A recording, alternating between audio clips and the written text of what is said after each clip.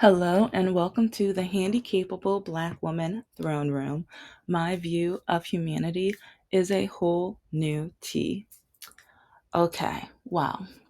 If you guys have been listening, one of my last episodes, I started talking a lot about the medical system with doctors and how it has literally ruined my life and how I no longer trust doctors.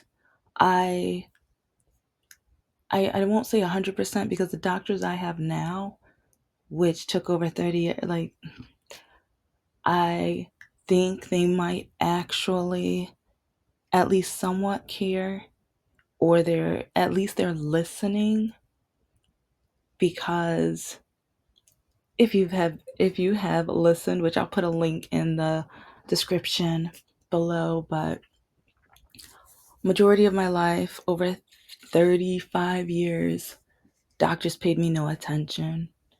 I would tell them about the pain. I would tell them about me not knowing why I can't kick my leg higher, why I walk weird, why I trip on myself, etc., etc., etc. There are so many things where I would literally tell them, and what did they do? Like, because this was before I was 18, they would just turn around, pull my mom either to the hall or right in front of me,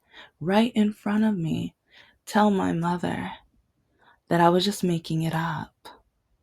And this is how my mother started calling me a liar. And this is how my mother would tell my sister I was a liar. And that's another reason why I kind of have to, there's so much healing I have to do. When I find and meet and talk to my therapist, she is going to have a job.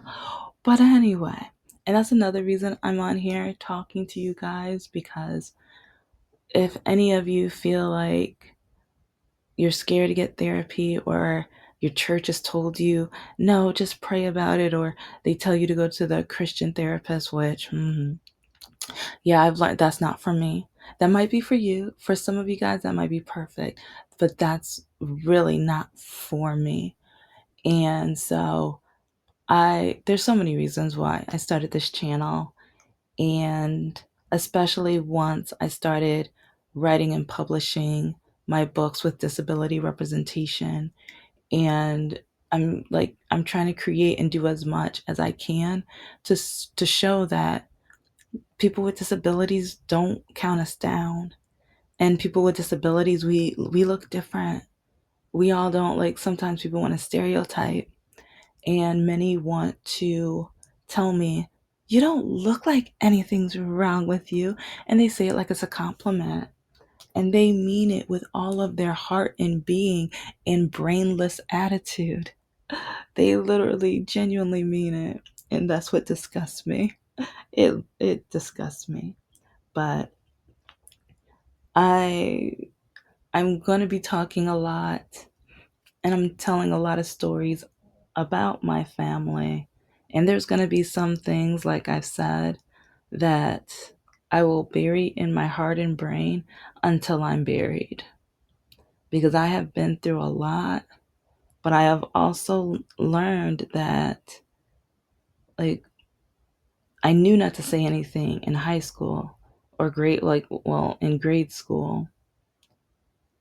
But then, even when I did become an adult and I told people did not believe me, or people told me it was my fault, or people, and I keep going back to college, but it's like college just really dumbfounded me, but made me realize that I was never going to be listened to, because I had a doctor who, after every appointment, called my mother. I had a doctor who would refuse to let me see a specialist. And the time that I had strep throat, that doctor wrote something, or she let me, or signed me up to see a specialist, and I was so excited. But then I found out that my doctor found out about it and canceled it. And it was to the point where I no longer went to the doctors, because if I had to see her, no. No, because talking to her always led to punishment. Like going to see her always led to mental trauma. So, this episode, I am going to, it's not a part two yet, but it's like I want to make sure I lay a foundation to the point where if you're going to blame anybody, blame the health system, blame the doctors, blame them because they are the reason that my parents thought they were doing the best for me. They were so hard on me. And yes, like I in my heart I'm still healing. I'm still blaming them a little, but at the same time, I have to like you're just now hearing this story. And so I'm telling you from a perspective of someone who I am putting I guess I need some water, but I'll deal with it for 20 minutes. I I have to put the pieces together after 30 plus years, and I know everything that happened, and I know why I was called a liar. And I was told that I'm nothing but a liar because of the doctors. Because, well, like, if I didn't pick up my feet or tripped on my feet, why are you doing that? I don't know. You're such a liar. And it was because the doctors told in my face, like in the room in front of me, the doctors told my mother I was lying. They said I was making it up. It was in my head. I wanted attention. They said this in my face because sometimes, like, I have one friend who, how do you know this? Even though I was little, I can hear. They would say this in front of me and sometimes to me. And I would see my mother's face and I would be in fear because I'm like, when we get home, that means probably the belt. And so, and before I get any further, because I know some of the new listeners are probably like, hold up, wait a minute, what the? Yeah, this is the Handicapable Black Woman. This episode, I am spilling the tea of my life because a lot of people don't understand what situations and circumstances people with disabilities go through, women go through, people of color slash African Americans go through. So I tell the times where I've been through racism, sexism, bigotry, ableism, and also right now, especially the health system, because I have a lot of episodes where I'm going to be talking about with my villain series. The villains in my life have been doctors. But I know I recorded part two, but I realized if you listen to that and not this episode, you're going to think of my mother as the villain. And when I was younger, I mean, up until part of me still, like, and that's the part that hurts.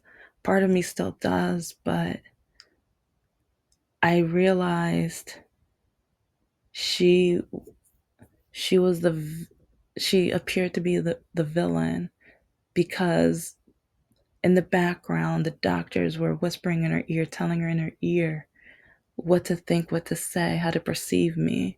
They told her I was a liar. They told her not to listen to me. They told her to just force me to walk right. And if you knew how, like, my parents went through desegregation, so if you knew the hardships, like, when you say force, yeah, when you're talking to somebody who grew up in such a toxic, racist, like, oh yeah, yeah, that, like, they, and then I keep hearing they meant well. Now, see, I won't forgive that. When people try to tell me that the doctors meant well, never, I will never forgive that. And for those who are ignorant enough to tell me that, In all rudeness, you're an idiot. You're an idiot because they told my mother this so many times that to the point where my walking was getting worse and worse and worse, increasingly worse, traumatically worse. My mother would still blame me, or she would then tell me that the reason why I was walking in pain is because I chose to walk different all of my life. But she got that from the doctors because my doctor that I had to share with my mom, she would tell my mother this because during appointments that I had with her in college, she would say, "Why don't you just walk normal? This doesn't make any sense. You're choosing this." And she would say something like, I might do a IQ episode on the top 10 things she would say about my walking. But remember, after these appointments, she called my mother. And also, I like my mom was very smart. Like sometimes it's like I want to switch back from was and is, but I'm like, no, it's was. So she passed away. So I don't know. It's just, and that's another part that hurts. She passed away before my diagnosis. And so sometimes, like people now tell me that she will ask for forgiveness. She will be so sorry. I'll pause there because I don't want to get emotional, but with everything that happened, and I, in her eyes, I was nothing but a liar. And she did not realize I did not know why I walked like that. I didn't know I was different. I didn't know. I was a child screaming for help. I was a teenager, like begging for guidance or somebody to just help me. As an adult, I was confused and literally waking up almost every day saying, I hate my life because jobs didn't want to hire me because of how I walked. And I know because they would be like, why do you walk like that? What's wrong with you? Is that permanent? Are you going to get surgery? What kind of procedure do you need? Did you run out of medication or something?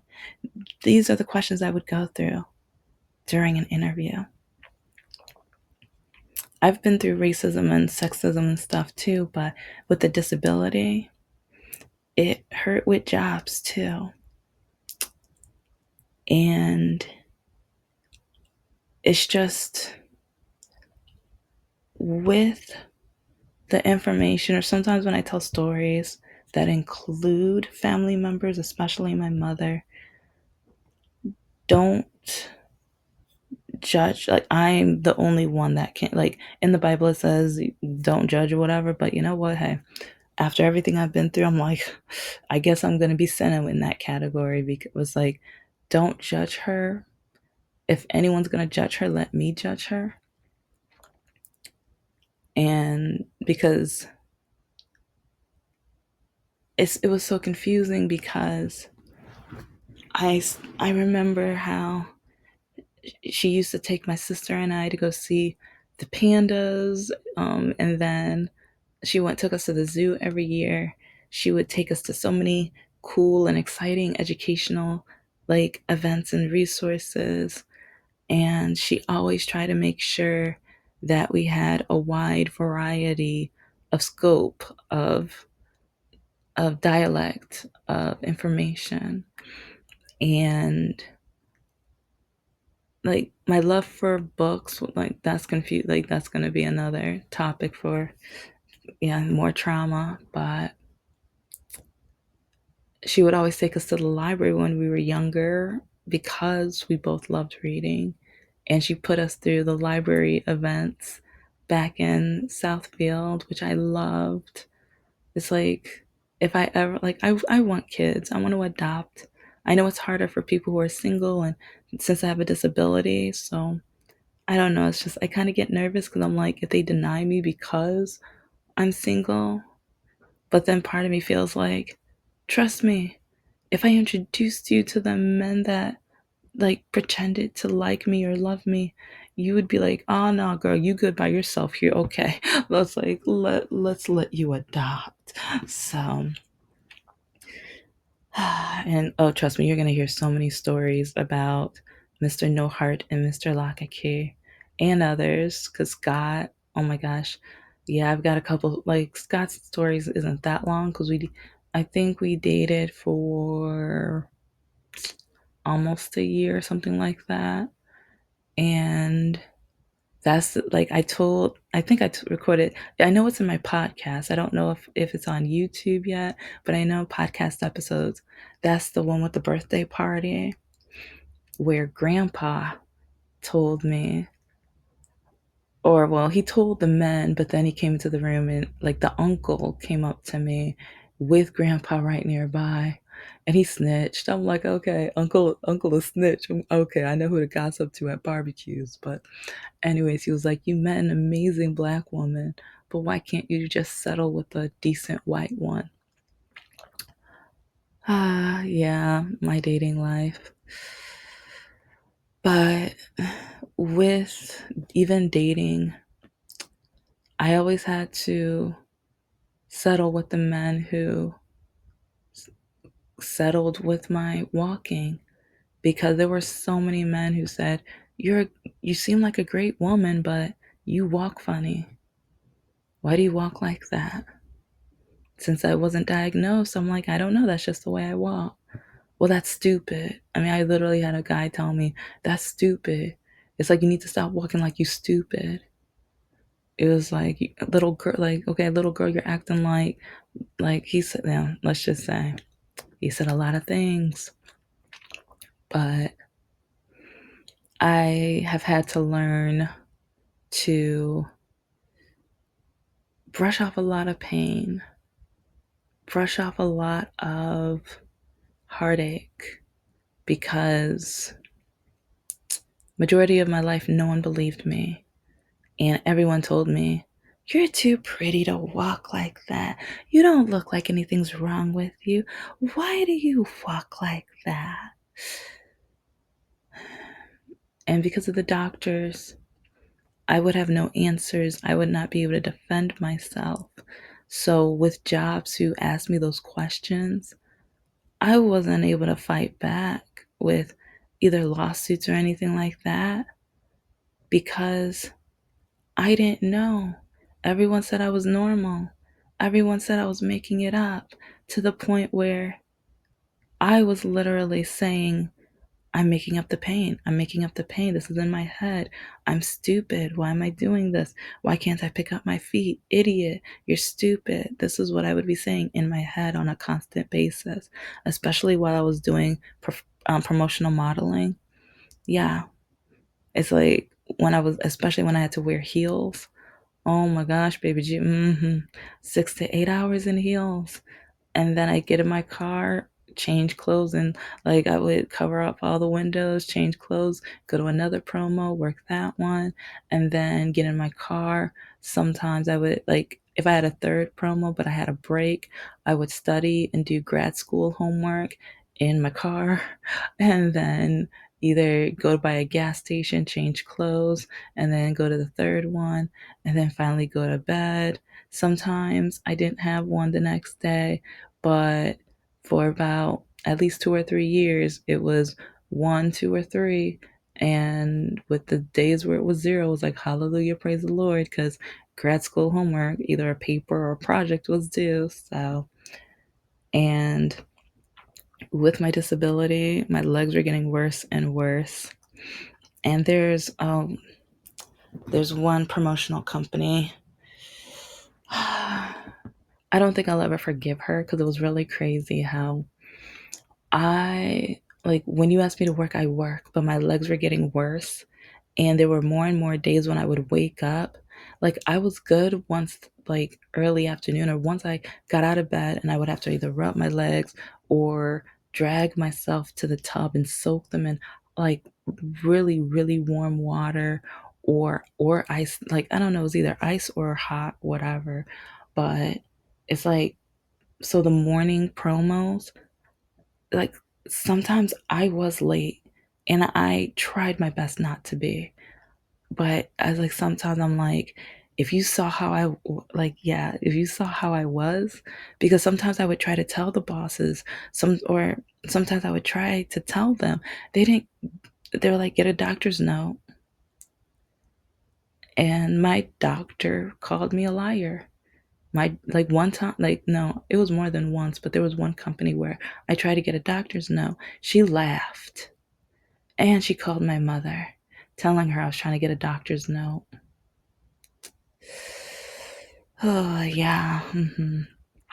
But so, and that's why it's like everything leads back to the doctors, because when it came to work and trying to find work in a career, yeah, doctors. Not being able to apply for a lot of scholarships that I should have been able to apply for. Doctors. Going through life being perceived as a liar, as someone who was making stuff up. And even when I was going through trauma at home because of being accused of being a liar over the way that I walked. Doctors. And for me, having low self esteem and literally hating myself for many years, to the point where I dated men that, now that I see myself through the eyes that I see myself through now, yeah, I'm sorry that that just circled around. But I just think, why in the world? Because I dated one guy who literally blackmailed me to date him. When I, like, okay, caution, like you're gonna probably want to skip the next 30 seconds to a minute. Okay, so starting now. Okay, I dated a guy who blackmailed me to the point where he stole my property from my purse when I went to the bathroom, to force me to have to come back to his house. I've told the whole story, but listen again if needed. But and I'll try to look for that story and put it in the description. But anyway, he literally had a knife to his wrist. Yeah, literally. When I was driving off, when I was driving off, that's how we started, because he told me he would eliminate himself from the earth if I wasn't going to be his girlfriend. So I'll keep, like, I think I didn't keep time, so just in case I'll stop there. But if I if I hadn't gone through all of the stuff that I was going through with my walking, I wonder what I would have done. I wonder if in the back of my head I would have been like, girl, if he's this crazy, if he's this stupid, if he's willing to do something so stupid just to have a real, then speed off. It's like, if you need to pull over in 5 minutes and call 911 just in case, just drive off. But I was too scared because I would have felt too guilty. Like I've been blamed all of my life for how I walk, how I am, for even being too bubbly and chipper and every, like, trust me, it's like once I start doing some of my projects and everything, yeah, I'll probably get on your nerves because of how bubbly I am. But I now that I see it from a different scope, maybe it's because I'm older, I don't know, but it's like, and I know he was older. I think it was like 5 or 6 years older than me. And this is only like a couple years after college. So I think I was like 22, let's see, 23, 24, something like that, maybe. But I just know that the way he treated me and how he got me, because he started off love bombing me, but he was lying about, and that's the thing. I keep dating absolute liars and love bombing liars. And it's funny because everyone accused me of lying, but then I keep ending up with liars. And everything that I was accused of lying about, has come into fruition. It's like has come to light. Everything that I've said about I'm in pain, like, cause even back to the jobs. Oh yeah, it's like 'cause I didn't even finish that one. It's like there was this one company that I worked on for on and off, especially like her girls kept calling off. They kept missing, like, so she would call me literally the day of or the day before, and normally it was in the afternoon. And so my I was able to like get my legs and knees together so that I can go and work the promotion on time. But I remember she called me a couple times and it was for morning gigs. And I'm like, I'm not sure, maybe.